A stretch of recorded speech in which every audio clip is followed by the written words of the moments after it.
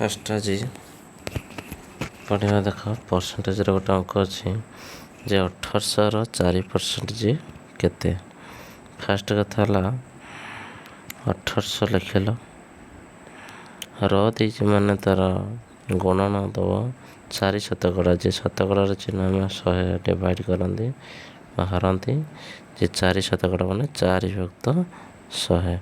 ଏଇଟାକୁ ଦୁଇଟା ଶୂନ କାଟିଦେଲା, ତାପରେ 4 ଅଷ୍ଟନା 32ରୁ 2 ନେଲା 3, 4 4 3 7 ଯେ 72।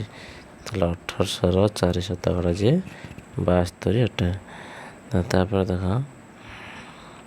if x is equal to -3, y is equal to 1/5 is the solution of the equation -2x plus 5y is equal to k, then the value of k is, k ର ମୂଲ୍ୟ ବାହାର କରିବା ପାଇଁ କହିଛି।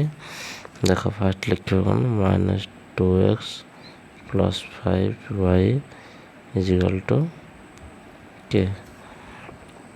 ଆମର ମୂଲ୍ୟ ବସିବାର ଅଛି। ଦେଖ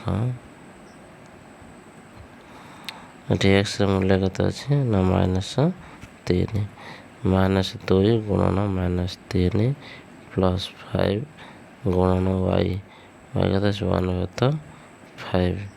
ତାହେଲେ ବର୍ତ୍ତମାନ ଦେଖ 2 3 6 ମାଇନସ୍ ପ୍ଲସ୍, ଯେ 6 ପ୍ଲସ୍ 5 କଟିଗଲା, ହେଲା 1 ତାପରେ 6 1 7। ତାହେଲେ ଆର ଆନ୍ସର୍ ହେବ କେତେ ନା 7 + 7।